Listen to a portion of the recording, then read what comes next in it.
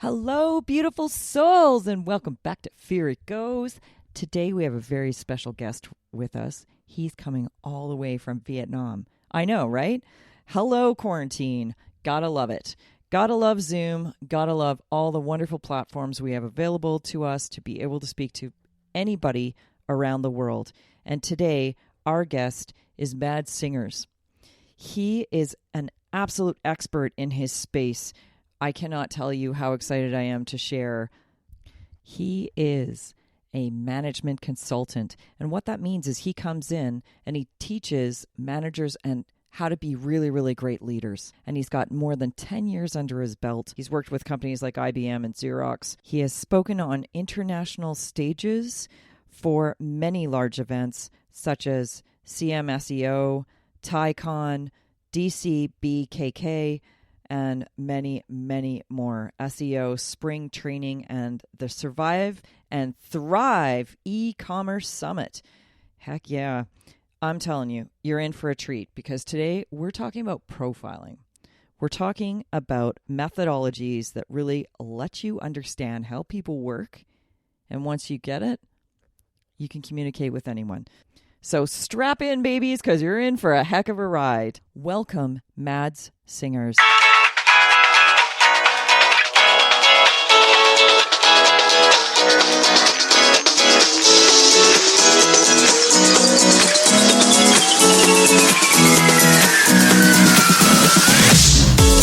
Welcome to Fear It Goes, the podcast all about taking your fears with you and doing it anyway. I'm your host, Brandy Taylor.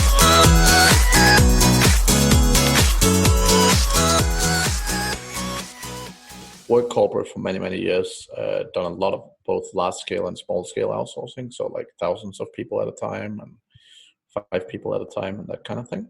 And my primary profession really is management coaching, right? So really helping business owners actually manage people, right? So most people nowadays, they start a business, but they don't have the experience of management. And that's really where I come in a lot of the time.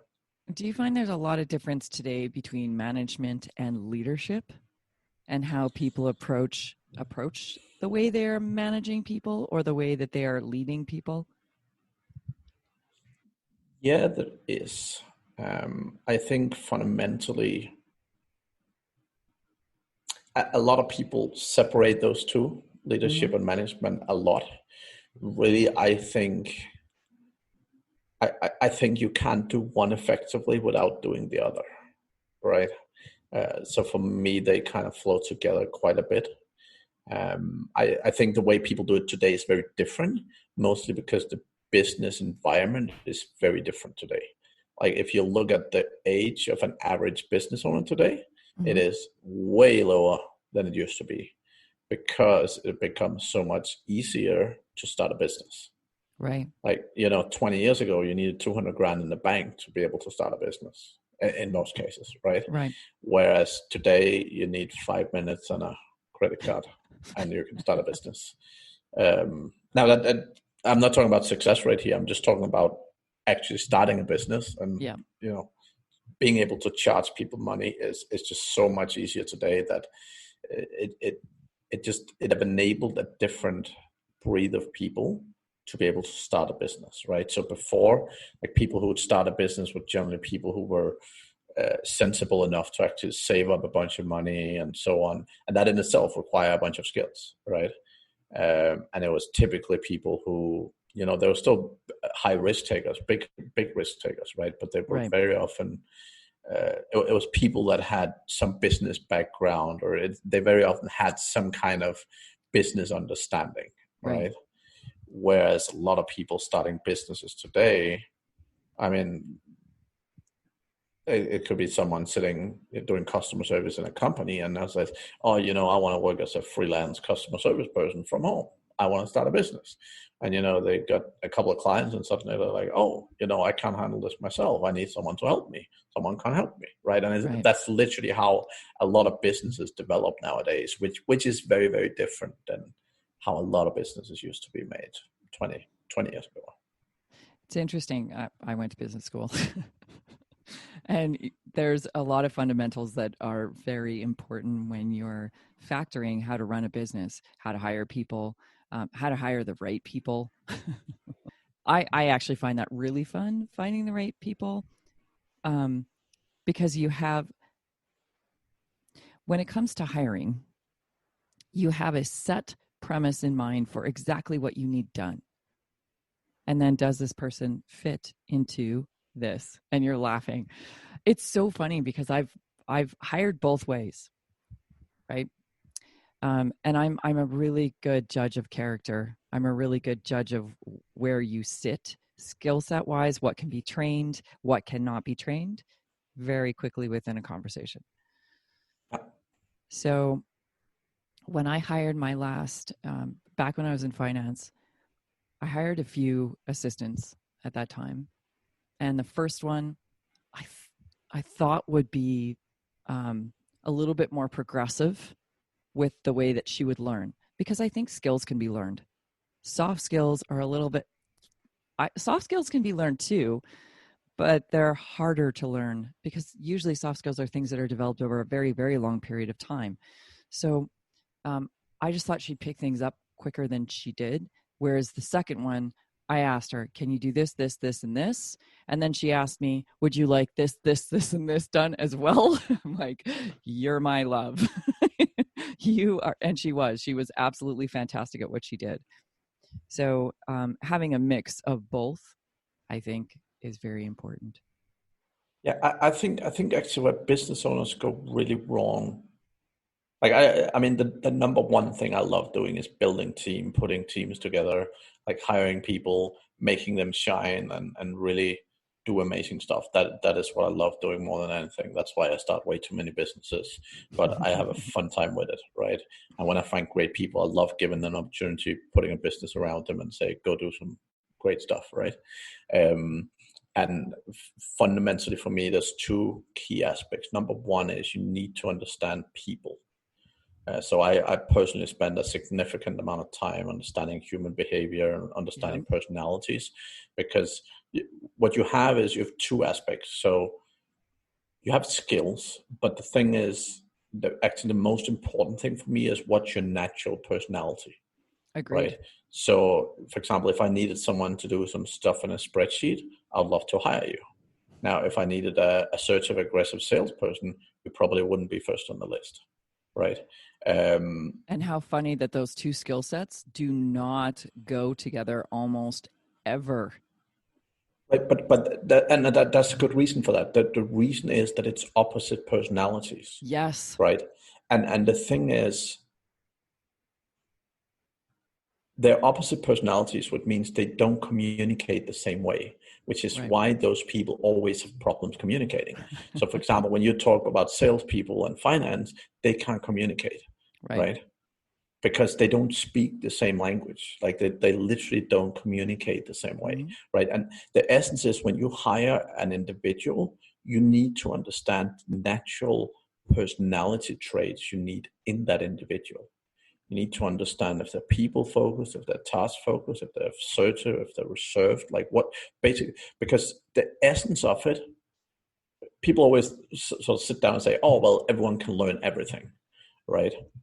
Yeah, sure, you can learn everything, but it doesn't mean you're going to be good at it. Right, exactly.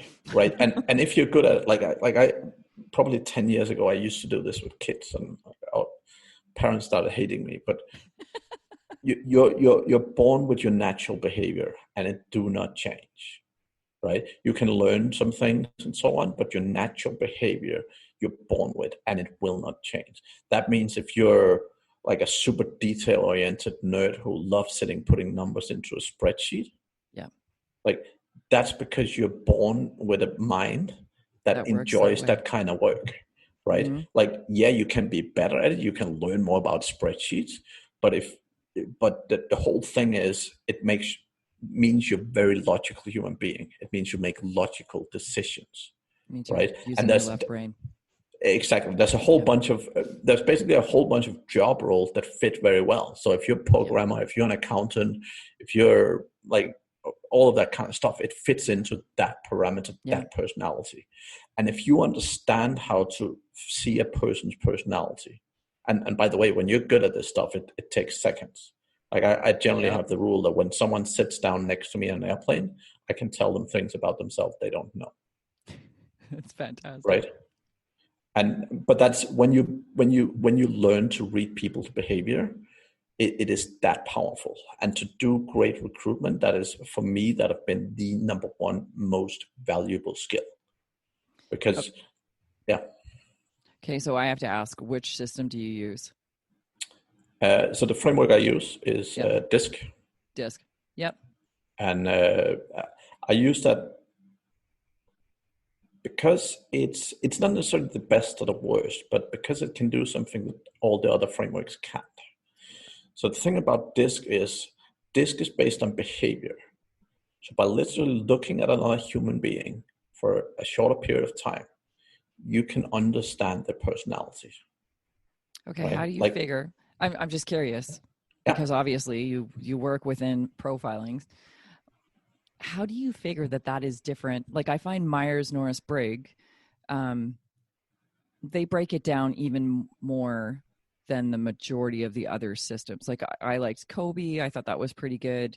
DISC is good. Bank is good. There's a few others out there. There's a few others out there, but they basically break it into the 4 categories and then break down from there, right? Yeah. Myers tends to break down even more. Yeah. So the challenge with Myers, basically Myers and DISC do the exact same thing. Okay. So basically what happens with DISC is you have 4 personality areas, Right. and everyone have a primary and a secondary. Right. And if you have 4 and you can have primary and secondary all the way around, that probably ends up with 16, which is generally the number of roles that Myers-Briggs does it. The Right. big difference is that most people can't handle 16 personality profiles in their head, Right. whereas handling 4 Is is easy. significantly easier. Now, the great thing about DISC and the way it's built up is it's basically built to read people's personality, right? So it's based on behavior. So it's very simple things like if you hear the volume of a person's voice, that'll tell you about 50% of what you need to know, Yes, right? it does. If you see the amount of smiling a human being does, like literally those 2 things alone is often enough to just put the person in the right spot in terms of DISC, right? I could see 2 that way, yes. You can see 4 from smiling? Because I could see 2. I could see 2 profiles from that really quickly. So basically, fundamental with this, Right. when you split it into 4, right? Yep. Basically, you have the top is assertive and the bottom is reserved. So basically, the volume of your voice Yep. 100% determines how assertive a human being you are. So if you're Correct. below average, you're basically reserved, and if you're above average, you're assertive, right? So Okay. that's the volume of voice. Yep. The amount of natural smiling you do is basically the other curve, so right, left. So Oh. if you smile less than average, you're basically left-sided. If you smile more than average, you're basically right-sided. So those 2 pieces of information will Tell you basically tell immediately. you the primary personality of a person with DISC. Now, sometimes some of those, Cool. like for example, if you're sitting on a audio call, on a Zoom call or something, sometimes volume of voice can be difficult because the microphones and volumes and stuff like that. And sometimes smiling, if you're meeting a human being and you're talking to them, a lot of people naturally smile a little bit more when they're engaging in an interaction with someone new for the first time. Right. But again, you have to take those things into account. And basically that's only 2 behaviors. Like you have a whole list of stuff you can look at, right? Of course. But those 2 behaviors alone can tell you so much. And the way DISC is built up to basically just look at a few behaviors, and that way you instantly see stuff, right? And it's a little bit difficult in the beginning, but as soon as you get used to look at behaviors, like Yep. I don't even notice anymore. Like when someone sit down next to me, I just like start telling them stuff about themselves. And I haven't even thought of why I think that. Like I don't think about it anymore. It just happens subconsciously. And that's how it is. Like when I'm interviewing people, I know if they're bullshitting me, because if you ask them the weakness question, say, "Oh yeah, my biggest problem is I'm a perfectionist," and I'm like, "Nope, you are absolutely in no way, shape, or form a perfectionist." No, but Yeah, totally gotcha. but yeah, that. So for me, putting the right people in the right roles, like sometimes in business you have the right person, but in the wrong job. And the Absolutely. It problem happens is, all the time. and the problem is for most businesses, they can't afford to put that person in another job because they don't just have lots of cash lying around to have more Right. people. So the problem is if you hire the right person, that's a great person, but they don't have the natural uh, sort of personality for that job, you fail, Right. right? And every single time you hire someone that doesn't work out, that's your fault, right? It's not bad people, it's not whatever. Yeah. When you hire people that do not work out, you either hired the wrong person or you haven't managed them well, Right. right? It only falls back on you. So as a business owner, like when I recruit the wrong people, that is 100% my fault. Now you can argue a lot that, oh well, this person should have done this and they should have done that and so on. The point about the interview process is you figuring out, is this the right If person? they can do this Right. and that. Yeah. It's Now, funny. occasionally stuff happens, right? Like occasionally, you hire a great person and, 2 days later they get divorced and get a mental breakdown and you didn't expect it, right? Like, no, but that can happen, right? Yes. Yes. Absolutely. Life happens. Yeah. It's interesting the way that you approach. I think all HRs should be well prepared with profiling, and they are not. They are not. And often, a friend of mine was an HR manager, and we talked a lot about people in positions and how they get hired wrong often, and then to be able to place them in the right role. HR doesn't always have that option, but in bigger companies, they actually more often than not do have the ability to move people around into something that's more fitting. But it's not, weirdly enough, it's not a skill set that all HR have either. So two key things with that. So I've worked in big organizations like Xerox and IBM, and one of the big problems I see is, again, you have two people, you have the wrong person, wrong job, and you have the right person, wrong job. The Right. problem is if someone get the wrong person and in the wrong job, the problem is most people want to push that responsibility elsewhere. And they're like, yeah, it's a great person. You take him over there so I don't have to deal with it. Right. So one of the big problems with this ability to move people around is the integrity of managers who actually have the balls or whatever you call it to actually no, but you have to, like, as a manager, you have to have the integrity of saying, I fucked up, I hired the wrong person. Right. Or say, I hired the right person, but I put them in the wrong role. I have this great person. Do you want to give them a try? Kind of thing, right? Like, because most managers, honestly, what I've seen, they just keep pushing problems away. They take the worst performers who just suck at every level and they try and move them elsewhere, right? Right. And then rotation doesn't work. Well, and people are, growth doesn't happen either. And that's not beneficial to anybody, right? That person No, wants to get better. They want to excel in what they're doing. my favorite quote is, no one ever walks into a job to do a bad job. Like, I no one ever totally wakes agree. up in the morning and say, I want to go do a bad job today. This is interesting because this also touches a lot on corporate culture. And because I believe good leadership helps people grow, it advances our skill sets, but it gives us drive and motivation in what we do or squashes it. And it's very interesting. I was looking at a company here. A friend of mine is management there. It's a very large company in Canada and the US, and they have a massive corporate culture problem. Like, I've never even heard of things going on in a company like what's going on in this company. And he was saying, he's like, you need to come in and you need to help with this. This is terrible. And I don't even know. There's a few questions that came up to me. One, you have to know the mandate of not just upper management, but CEO. What are they driving? They may want to break this apart. They may want old, stagnant, resistant employees out, right? There may be tactics to this, which I originally hadn't thought of. I was like, oh my gosh, this is terrible. All this could be done, and this could be done, and this could be done. Yeah. And then that kind of came to light, and I went, I don't know the mandate. And you'd have to know before you even walk through that door. Right? Right. So fundamentally, again, I've worked in very large organizations. Yep. I've worked with a lot of small business. I've coached probably more than 500 business owners by now, right? The one thing I would say, the biggest issues in most organizations is down to lack of leadership and management training. I would agree. It is the single biggest issue in most businesses. And the reason is, so what happens is, you have this old saying that the best sales guy doesn't make the best sales manager. And I fundamentally disagree.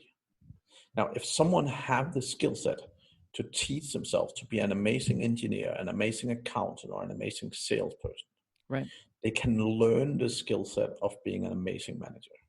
However, if you think because they're a great salesperson, they will instantaneously be a great manager, then you're mistaken. Right. And that is what most people expect, right? And that is where they go wrong. You mean when people get promoted into positions with no support for development? Yes. No, particularly, like when you're first in management, the jumps are actually smaller. The biggest jump is when the mindset change it takes to go from being an individual contributor, and it's all about you, moving into a management role where you don't matter. Where it's all about the vision. Well, it's all about the team. Like the thing is, you can be doing the best possible job. Like you could do everything you're supposed to do the perfect way, but at the end of the day, if the result is not there, the result is not there. The team that delivered it, it didn't matter what you do, have been doing, right? So fundamentally, that mindset change, along with the training and understanding, because again, I have developed every kind of personality I've ever met into a leader. Every personality. I literally don't believe there's people on this planet who could not learn to become leaders. Not everyone's interested in it. No, right. But not everyone's interested in it. Right. But I believe that any personality can learn it, because I have literally worked with every personality and taught them to be a leader. Now, the fundamental is it's about training, right? Every leader, and one of the big issues is that a lot of people, they look at like Elon Musk and Steve Jobs, and they're like, oh, to be a good leader, you need to be an asshole. You need to work 27 hours a day. You need to do all this. And you don't, right? The fundamental of leadership is you need to understand your own strengths and weaknesses, and you need to understand where you add value as a leader, where you stand out, right? And any individual leader have certain strengths and certain weaknesses. Now, for different personalities, there are different strengths and different weaknesses. But you can be a good leader with any kind of personality. You can be a nerdy programmer. You can be an aggressive sales guy. Right. You can learn to lead really, really well. Don't you think that, I think that pairing up with your strength, someone else's strength that's not yours, pairing these strengths together and not looking at everybody's weakness as something that needs to be built up to the nth degree. Work with people's strengths. So if I'm a visionary, details and deep dive data, honestly, please shoot me.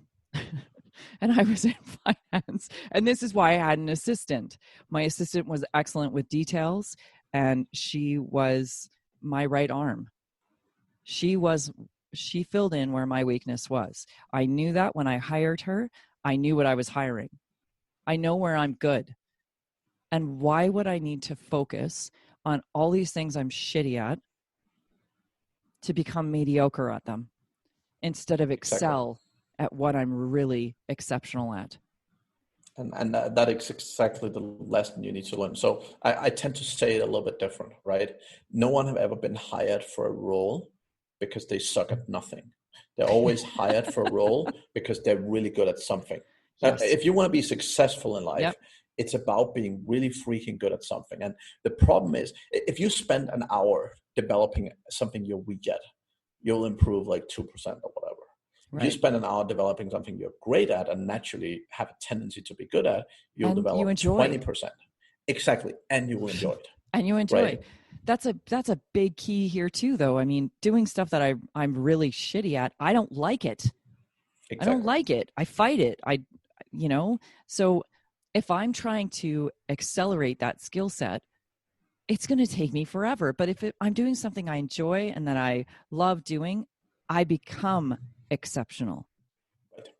And that is one of the biggest development mistakes there is, because, and I think that's a human nature thing. Like every time people tell you you're bad at something, I think it's a natural human reaction to think, "Oh, how can I fix that?" Right? But really, if you want to be really happy, you really want to work with your strength. And just to your point earlier, two people that are polar opposites in principle work well together. The problem is they generally don't communicate the same way, which often means that they are not necessarily very effective. So the thing is, when you look, so I've worked with a lot of sort of business owners that have been sort of a couple business owners. Yep. And the most successful ones is always the ones that overlap in one way or another. Yep. Right? Like they have some kind of overlap where, that helps them communicate well together, but they have different strengths and weaknesses, but they're not that different, right? I find that communication is the biggest key to any success, period, with relationships of all kinds. And it doesn't matter whether it's a business relationship or a personal relationship or a romantic relationship or a relationship with your kids. Communication is key. And I think that that's one skill set that no matter what, you should learn.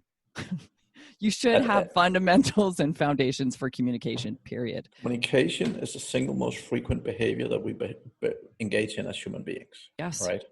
It is the single skill that I advise every single client I work with to improve. Yep. Because it is essential for life. I have two fundamental ways of doing it. Number one, most important, is DISC.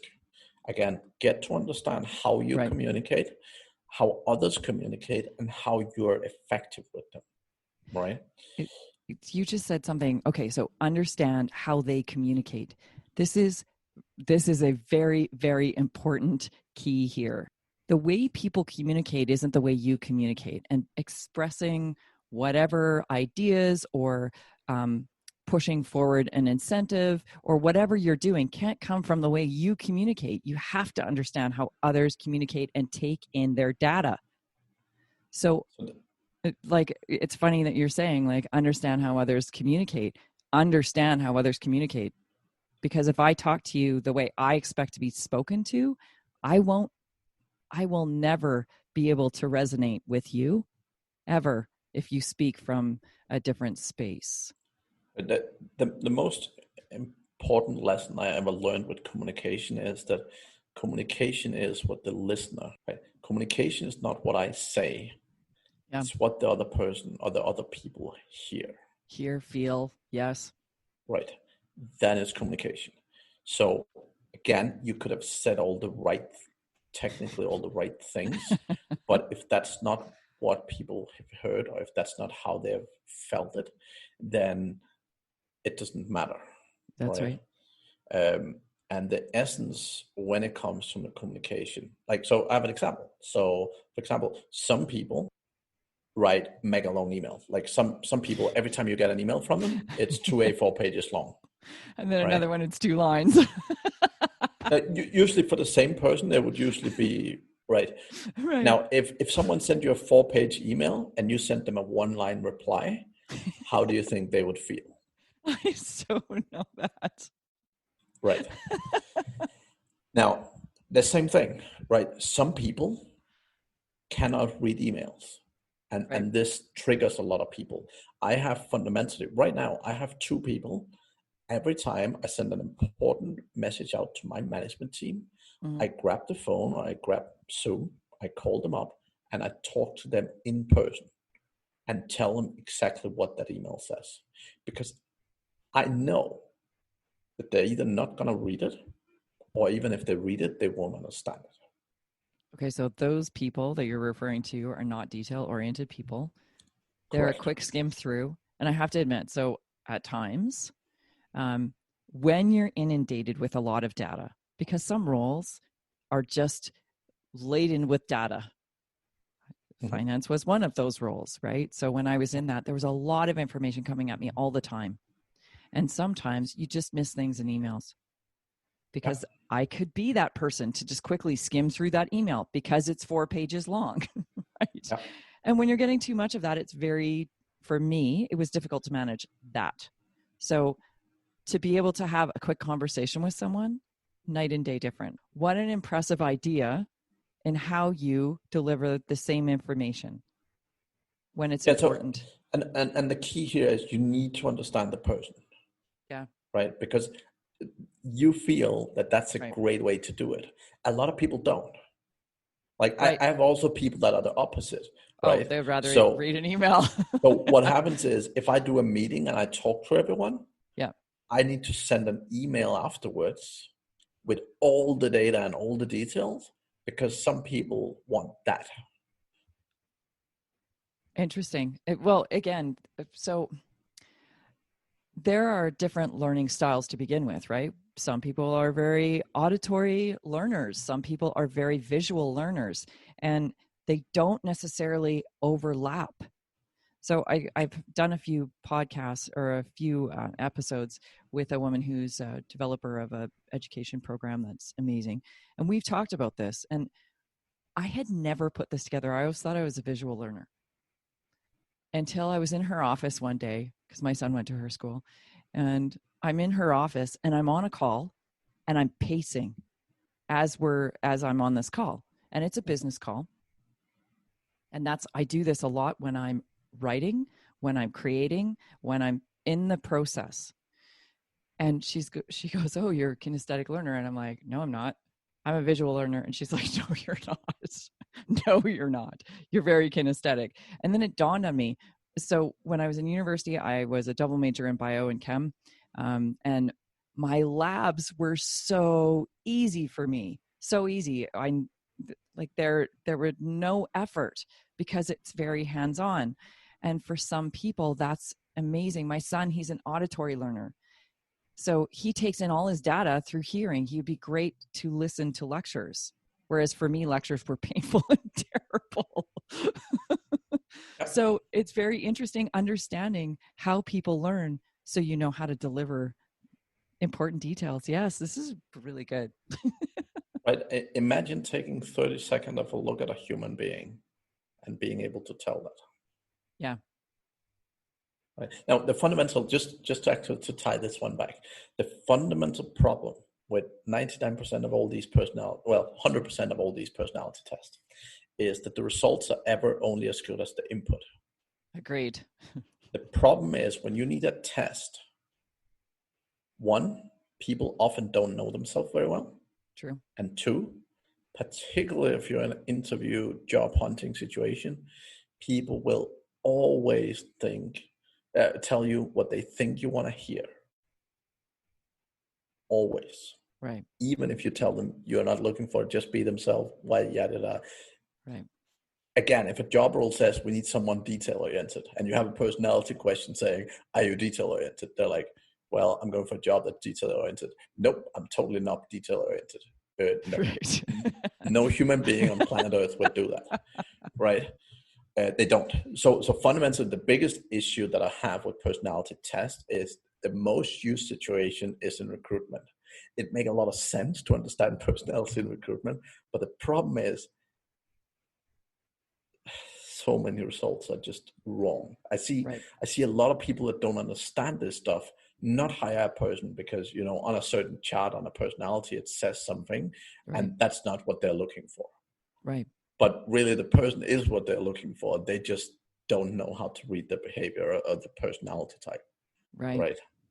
And yeah, that's Do you think big. I agree with you that some people just don't know themselves.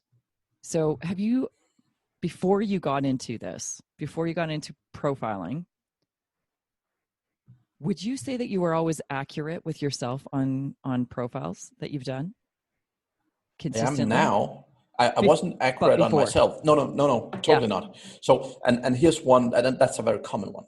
So when I started studying management and so on, I learned that networking was really important. And I've always done a lot to push myself with networking, even though I am a super introvert, super shy guy by nature. But I've always done a lot to push myself because I understood that to be effective in management, it's all about networking. Yeah. Now, what that did, so the thing is, to me, when I'm going out and I'm being networky, I am like, I feel over the top. Yeah. Like I feel like I'm the biggest networker in the world. However, if Mm. you compare me to any average typical networker, I'm like way below average. But for me, it felt like, I'm out here. And that means in all the tests I did, there was two things. One was was inclined to say in the test what I wanted to be, not necessarily what I was. Right. Yep. And two, I also very much misinterpreted where I was compared to other people. And like the opposite is if you have people who absolutely get dizzy when they see a spreadsheet, right? When they see a spreadsheet with 10 numbers and they're like, Yeah. oh, I can't do this thing, right? If they sit and look at a spreadsheet for 3 weeks, they suddenly feel they're like an Excel guru, right? And if they do a test, they'll say, yeah, I'm great at Excel, even though they couldn't even, I mean, Right. most Right. average people were better in kindergarten. Like they still feel at that point they're much better, right? So again, knowing yourself, and again, this is freaking phenomenal in terms of getting to know yourself and your personality, right? But yeah, it's just such a big difference that makes. Hmm. That's funny. I'm just thinking back to different profiles. Almost every profile, because I really like to approach things with the utmost honesty because I really want to see the results. I want to see how accurate this can be. And pretty well every profile I've ever done, and I've done a few and I've learned a lot, I found them all to be pretty much the same. I'm an extrovert. I could walk up to anybody and have a conversation with them. Like, I am You're comfortable in very, a room. you're very competitive. I can be. You you you're yeah, very competitive, definitely. You're super motivated by goals. You're fairly well motivated by money. Um, yeah, I mean, again, simple things, right? It's Simple funny that you things. say that because, okay, so motivated by money, yes and no. Money has never been my driver. Helping people has been my driver. So there's a few key factors to understand when we do look at profiling, right? People's underlying drive. I always look at, it's funny that you say goals. Yes, I have a goal setting course. It's called Clarity. And it is all about how to set goals properly, not just set a smart goal, because I think that's step one. Smart goals are so, like, I don't even think 90% of people who set smart goals actually achieve them.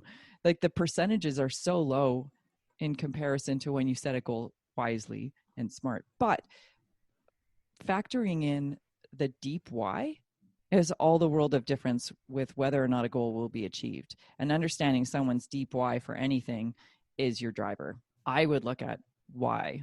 Yeah. I've always wanted to help people. My whole life, I look back over all the things I've done because I've sampled a lot of different careers in my life and a lot of different things. I have a lot of interests. One common consistent interest is I'm always thirsty for knowledge. I love learning. I love learning. I'm a voracious learner. But my underlying through all of them were how could I influence people? How could I affect people? How could I help them expand and grow and be better out in the world? Ultimately, that's my deepest why, is how can I bring this to the world myself through others? How can they be better? Really, in the beginning, I thought I was going to do it through medicine. Trauma surgeon was what I was looking at. And then it was very interesting. Someone said to me the other day, you're a trauma surgeon of a different sort. You just do it differently. And I went, oh my God, that's such a fascinating and incredible insight that I hadn't seen. Because I work through people's traumas. I work with a lot of trauma. But I mean, honestly, like as a management coach, I feel I end up as a relationship coach because particularly when you work with people in True. bigger companies that have been performing and Yep. stop performing, Yeah. 95% of the time, it's a problem at home, it's a problem with their brother or their parents, or Yes. like it's never a problem at work. So being a No. management coach, you end up being a relationship slash, yeah. Isn't that the truth? It's funny because I've often looked at, like, people are like, "Are you a relationship coach?" I'm like, all things are relationships.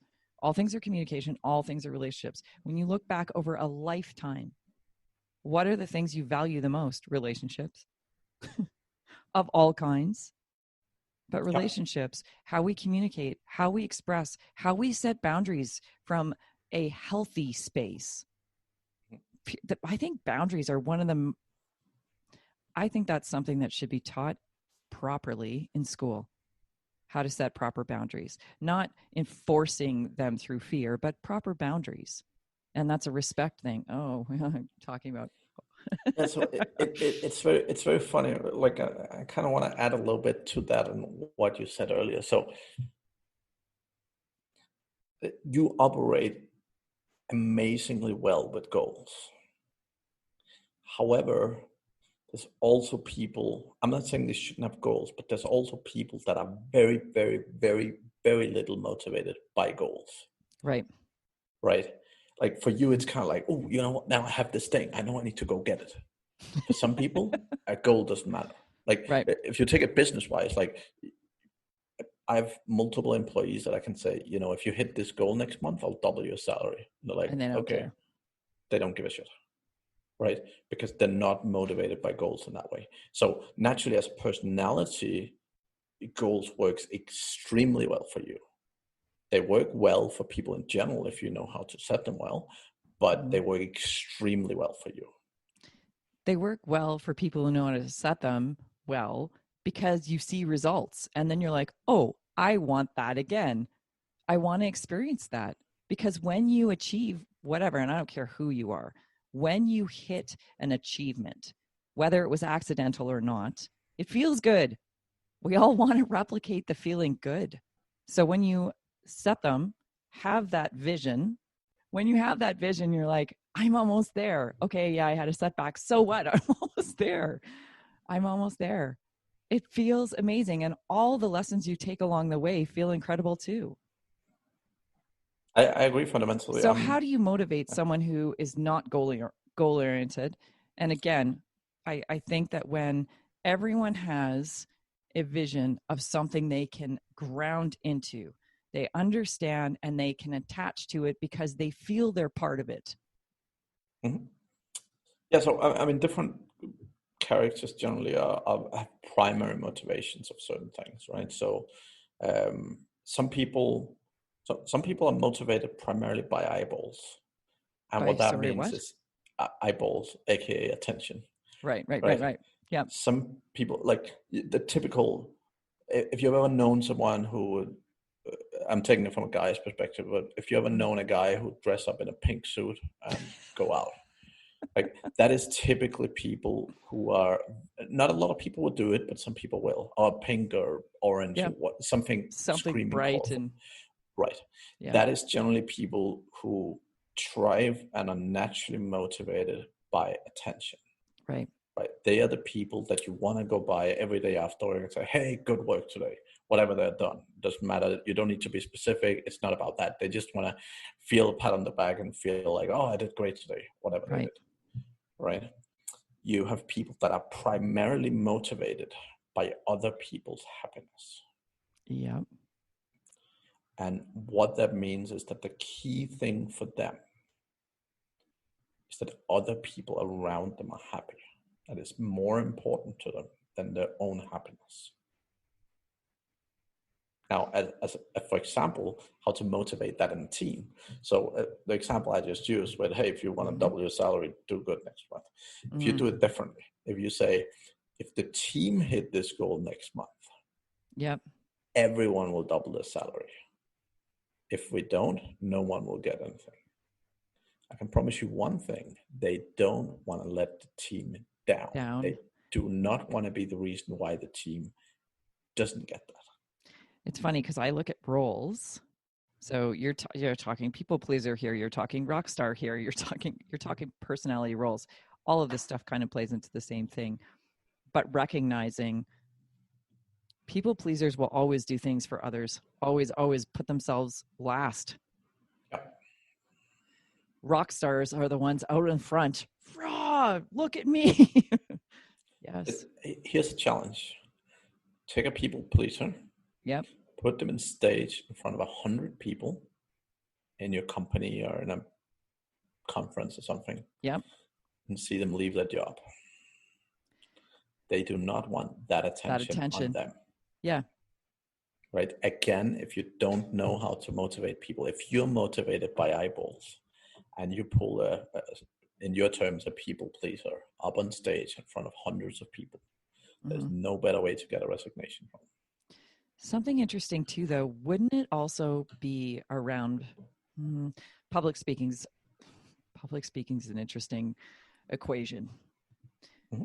But with a people pleaser, it's framing too. So if, let's say, I have a presentation, I'm a people pleaser. I don't like getting in front of people. I don't want that attention, but I know what I'm delivering is really important and valuable to the people in that audience. Can I put them first? Can I take myself out of the equation? So there's a big difference between standing on the audience and sharing information and standing in front of an audience, getting an award for something. 100%. 100%. But you just said if you stand in front, right? So you could take people who are not necessarily about the attention. Yep. And because it's funny, as much as I'm outgoing and I can walk into a room and meet people and whatever, I also don't like the attention. I struggle with that sometimes. So when I speak on stages, before I get on a stage, my very first thoughts to myself, I kind of go through my little preparation mentally, are how can I deliver the best? How can I deliver this in the best way for them? Because it's not about me, it's about them. So I always put it in a position within my own mindset. How can I do this for them? What am I bringing to them? What am I bringing to the table? Because if I make it about me, I panic and I freak out. And I've spoken in some pretty big rooms with pretty big audiences. And I will tell you, the one time I did this in finance, and this was a big lesson for me. The one time I did this in finance where all I could think about was the deep dive data that I was presenting. I was uncomfortable with. I hadn't written it. It didn't have a personal connection. I couldn't relate it to them as much as I was to my panic. And I struggled through that presentation. It was the worst one I've ever done, ever to date. I went through an hour-long presentation in less than 40 minutes. And I did not bring the value. Well, I did. I delivered the information, but that's really what it felt like. I delivered information. Instead of I connected with that audience, I gave them what they needed. I allowed them to really draw what they could from that experience.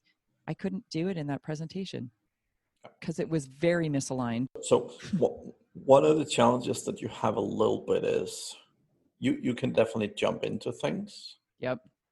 But you like knowing what you're doing. I really do. Right. So if you're like, for example, if like you wouldn't just walk into some random accounting firm, sit down and start tapping away. Like you're like, okay, what's your process? How do you do it? What's the, like, you want to get the understanding first, right? Where, some people would literally just, as you said, like the employee you used as an example, some people would just say, yep, I'll go do that. Anything else you want, kind of thing. Yep. Right. And they'll just go do something. They don't, like, if they make a mistake, that's fine. Okay, yeah, I'll fix it. Right. That's not a problem. But you are much more, you want to understand what you're doing first. And that's also, so your thirst for learning comes from that same aspect. So you love learning because you love getting the theory before you execute. Right. For me, that's preparation. Right. But that's that's how you work as an individual. So if someone throws you in, if you have never done, I don't know, graphic design, and someone throws you in and say, do graphic design, you're like, oh, you can't do it. Right. Because you need that preparation. You need the logic of what you're doing is the most important to make you comfortable, and it helps you When you get it, you're so much more stable and you're so much better than most other people. But you need that learning to understand the basics first. It's funny because, okay, so when I was in finance, originally I started in the insurance world and sales. Mm-hmm. Again, outgoing person, have lots and lots of the characteristics of a good salesperson. If you throw me into sales with just go out and do it, come on, I'm just going to throw you to the wolves. I panic and shut down. Yeah. I literally cannot do that. I panic, shut down, and want to tell you to go take a flying leap off a bridge. But when you know the product, then I'm great. You're a killer. Then I'm great. I was in an advanced team actually when I moved further into finance. I got into advanced teams because I really liked the details, even though I'm detail oriented, but in a different way. You are very detail oriented.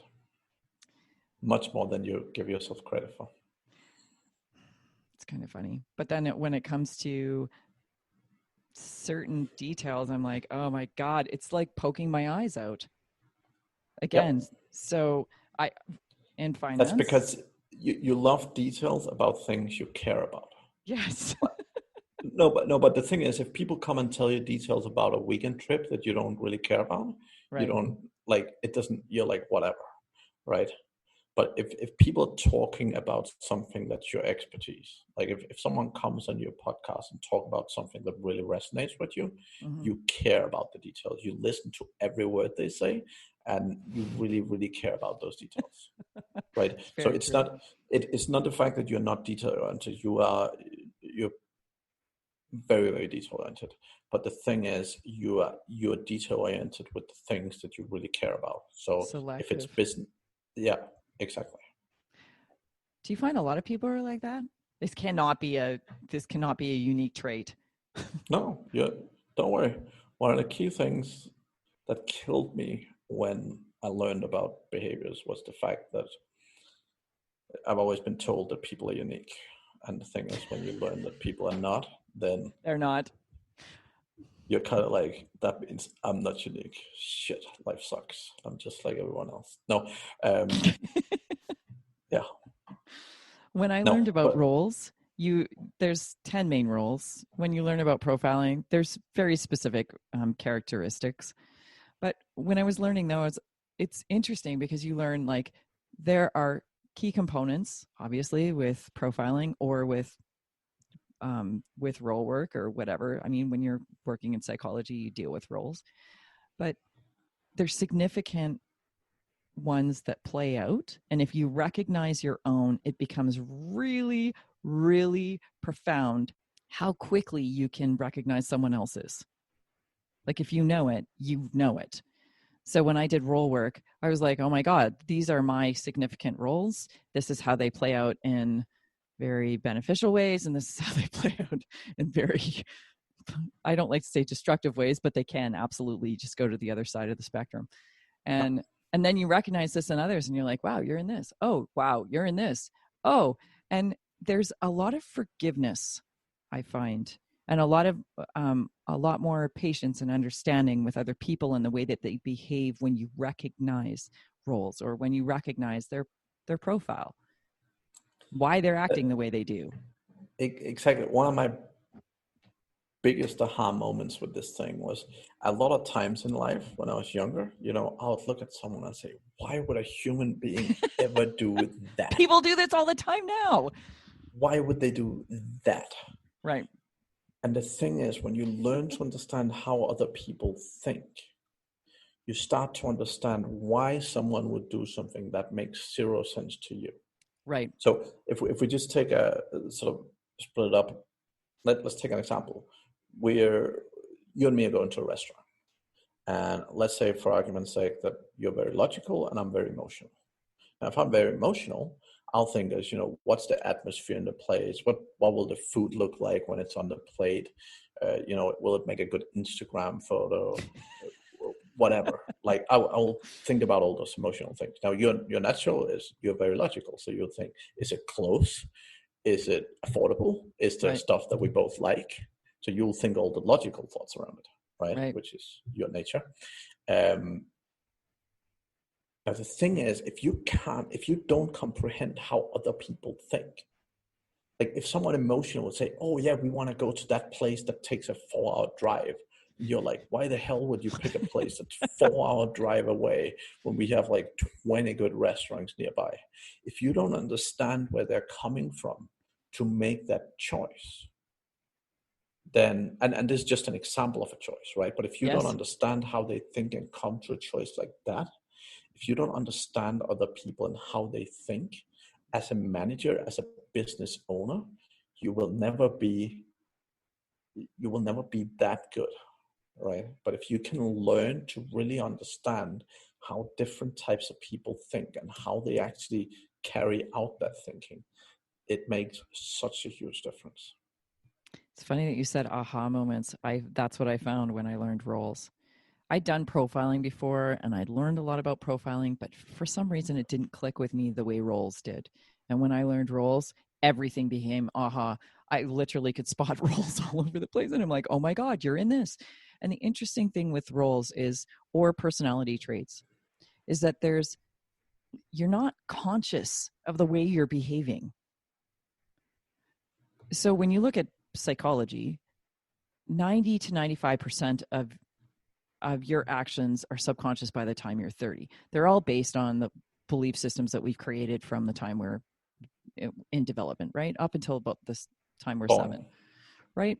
So we've taken these original meanings, whatever they may be, and now they're carried forward and they're subconscious and you don't know they're playing out. And so you act certain ways with people and you have no idea why you did that. And afterwards you question yourself, why did I do that? Why did I say that? How come I didn't say this? Or I should have said that. Or I should have done this, but then I didn't. And it's interesting when it comes into the dynamic of a workspace, people not recognizing why they're doing things or who they are and why.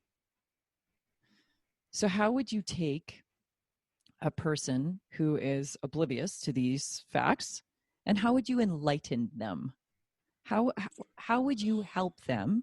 Because I would imagine that this would be extremely helpful, not only from a management perspective, but easily from a team perspective too. Understanding, these are some of the dynamics inside this group, and this is how we can strengthen this group.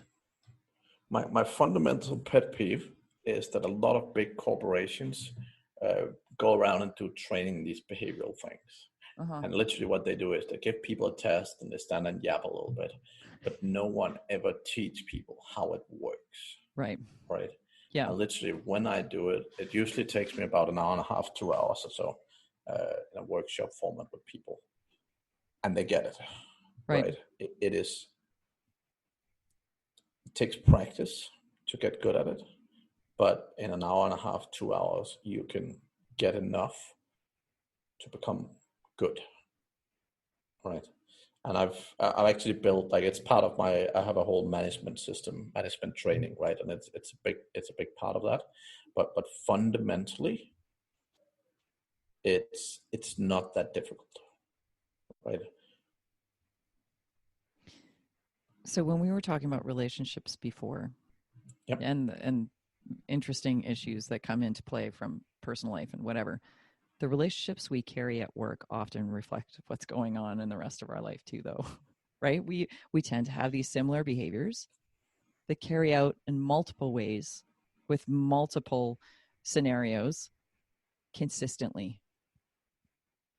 Yeah, so one of the funny things is sometimes when we're kids, we have friends that are a little different from us because they were the neighbor and we just hang out with them even though we're not the same. But the friends that you have in work generally communicate very similar to how you do. There's this notion that I'm sure you heard, which is opposites attract. Similarities attract. Right. The thing is, opposites are very visible. What happens is if you see a 2 meter tall dude and a 1.5 meter short woman, that is very visible. And people are like, oh yeah, opposites attract. But they don't notice the 99 other regular couples walking by. Right. So one of the key things for me with relationship, both friendship, romantic, all that kind of stuff, is you want someone that communicates similarly to you, right? Or that has that crossover. Yeah, like you Yeah. need that crossover. So you need Yeah. someone that you can communicate effectively with. I have had a fair chunk of relationships in my life, and so my problem is I love behavior so much that I want to challenge myself, and that's not a good thing. That's not why relationships exist, I can tell you. Um, but fundamentally, you want to find someone that crossover with you somehow, right? Because you're looking for people. Sometimes if they're a little different than you, that's great. But also people that are exactly like you are generally great life partners, right? But when you hear the saying opposites attract, run. I would tend to agree. Opposites are interesting, Right. but unless there is that, I look at everything from relationships and communication. Everything. You can communicate or you can't. And a good communicator is worth its weight in gold. Someone who is adaptable and knows, okay, so you're not communicating in this way. I can change and try this. And Yeah. that is a skill set that is, honestly, I think it's inherent. Great leaders, um, great leaders have this ability to be able to adapt the way that they deliver information, the way that they communicate. When I was saying in a dynamic of a group who understands relationships or corrects some of the relationships or understands the dynamics of, this person thinks this way, this person thinks this way, these behaviors are here because of, there's a lot of forgiveness, but it flows out into every other relationship you have. So once you have a clear understanding of personality dynamics, I guess, or communication styles, or all of these things flow together, it literally shows up in the rest of your life. Like I so often, it's funny that you say, I become a relationship coach, but we are. I think all coaches are relationship coaches. All coaches are life coaches. All coaches can be Mostly. business coaches. Well, I shouldn't say that, but a lot of them. No. There's a lot of overlap though. Yeah. There's a lot of overlap in different areas when it comes to coaching, because it's the ability to be able to connect people to who they are that allows them to excel in anything. So I think you can excel in business. I think you can excel in your life. You can excel in relationships. You can excel in health when you connect yourself to who you really are, right? Understanding who you really truly are, why you work the way you work, and then how you can deliver that in the most productive, efficient, amazing ways. And with your team, stop trying to create something they're not. Don't make them into someone they're not. People will never fit into a mold that they aren't. I love that expression, stop sticking round pegs in square holes, or whatever. Wait a minute, that came out wrong. Square pegs, round holes. But often this is what we do. We try and make someone fit into something they're not. And then you have conflict, and you wonder why there's conflict. No. I never wonder why there's conflict. But lots of people wonder why there's conflict. Right, they wonder why there's conflict. Why aren't you just doing this? Because that's not who that person is at all. And it's not in their nature to be that. The definition of conflict is literally two people in the same room.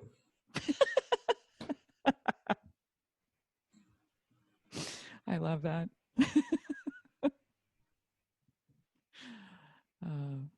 I mean, try isolation for a month. Oh, wait Trust a minute. What we're experiencing now. This is an interesting. I find that you and I were talking about COVID before this started, but the whole experience with COVID has created a multitude of issues on top of the actual virus. I mean, obviously we have an economic issue that's playing out right now. I wonder how that's actually how we're going to move things forward. There are some businesses that will die no matter, like, they will not survive this. How do you function when you first start a business? I'm just looking at some of the things around here, literally closing their door from like day 3 of being open. And they're 2 months down, no revenue, no way to recoup revenue. This is not just small business. I mean, this is going to hit everyone. And it's going to be hitting for the next year at least. Plus all of the influx of money that's come through government, emergency funds and emergency measures. And then you think, well, that's got to be paid by someone. Oh, wait. Hello, taxpayers. We will see fallout from this in big ways. Yeah, but it's your kids right. But my biggest thoughts around this are the mental issues I see developing. Yep. Isolation can be extremely destructive to who we are by nature. As much as I'm an extrovert, yes, but I need my downtime. I love my downtime. Too much of it, though, is unhealthy for me. It's funny, I say extrovert, but I'm starting to wonder. You're not. I don't necessarily recharge with people. I did when I was in my 20s. I'd be so excited to go out and it would feel so great. Now I'm like, holy cow, I really need some downtime. I'd like to meditate for a while. That's my recharge. But it's because it was not because you were in your 20s. The thing was, when you were in your 20s, you had some goals with doing it. Like, you're going out to have a good time. You're going out to meet some people. Had some clear goals at the time, which helped you focus on it. Okay, right? Let's be serious. Those were not clear goals. Those were no, but you had goals. Like you yes, you had wishy-washy goals.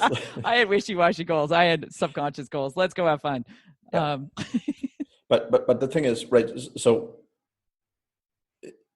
you're not necessarily you're assertive, but you're not necessarily extrovert. Those two things are not necessarily the same. So the fact that you can walk up and talk to anyone, yep, that's a question of, if you have something you need done, you will do whatever it takes to make it happen. There's right? Truth in that. So that's your goal drive. It doesn't necessarily mean, like, at the same time, when you're talking about a real extrovert, they just love sitting around talking with anyone, anywhere, for no reason. The thing is, usually when you have conversations with people, you try and get something useful out of them, or to learn something, or like, you don't just want to sit and have a conversation that doesn't interest you. Like, if you don't, I don't know if you care about cars, but if you don't care about cars, and someone you do, okay. I like fast cars. Right. If someone is sitting talking about something you give absolutely zero shits about, right, and they're just talking and talking and talking, you can lose focus. Right. Very true. And you don't enjoy it, because you're not, like, for you, it's not just a conversation, but what you like about the conversation is you like meeting smart people. You like meeting people you can learn from. You like meeting people who, you have good conversations with, that helps you learn. Yeah. Because the thing is, fundamentally, you have a high IQ, which means you like storing data in your head, right? Like, you like information, you like putting stuff in here, and naturally your personality can keep a lot of stuff in there. And one of the key things for you, one of your absolutely core strengths, is making great decisions. And the reason why you're good at that is because you can keep a lot of data in your head, and you can understand how that data relate to each other, and how, when you're making big business decisions, you can take a lot of information into account when making them. You talk about the conversations I have. A few years ago, I kind of got to a point where I went, I don't want superficial conversations with anybody anymore. They have no value. They carry no value. So I don't. Any conversations I engage with people are meaningful. They have depth to them. There's something that I believe, when you have a conversation with someone, when you have a meeting with someone, that there should always be value that you're giving them, or that you're gaining, but really it's always a give take, right? And the reason why you think like that is because you're not an extrovert. I've never heard someone say that to me. That is really funny, because I'd never thought of myself as anything but. Sorry to burst your bubble. It's not a bubble burst. I've been questioning literally over like the last year, probably 2 years, because I do find overstimulation or too much, and I need to recharge. I need that. I need that downtime. Like, absolutely need it. It's not even I want it. I need it. And if I don't get it, I feel like I'm in chaos. Like, so the same thing, right? When you meet sort of typical salespeople, like the one who just talk and talk, and you tell a story and then they tell the same story but 20% better, and your brain just keeps going bullshit, bullshit, bullshit, and you're like, you're there because your goal is to sell something to the guy, but Mm-hmm. or girl, but your bullshit meter keeps coming off. You're also hating yourself sometimes in those situations, right? Because you're kind of like, Right. again and again and again and again, and Stop waste beating of the time. same horse. So Yeah, I also look at sales from this perspective. One, offer everybody the cookie. I always refer to it as the plate of cookies, right? Why am I judging that you don't want that cookie? I have no idea what kind of cookie you like. So I'm just going to offer it to you. If you like it, great. If you don't, that's great too. But I think that a good sales has nothing to do with me convincing you of anything. A good sale is a perfect alignment. It's something you need, and I'm offering it to you. And therefore, agree. it's a good fit. That's a good sale. And that's the way sales should be.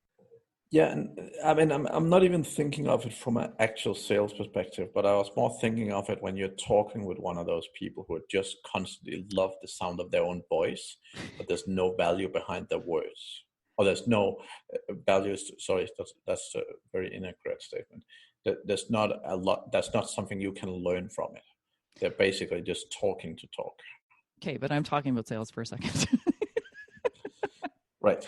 Wouldn't you agree, though, for your sales team, Hmm. that it's one really important to make sure that they are aligning your clients with the right thing, giving them enough information so that they can make a valid decision on whether or Yep. not this fits them?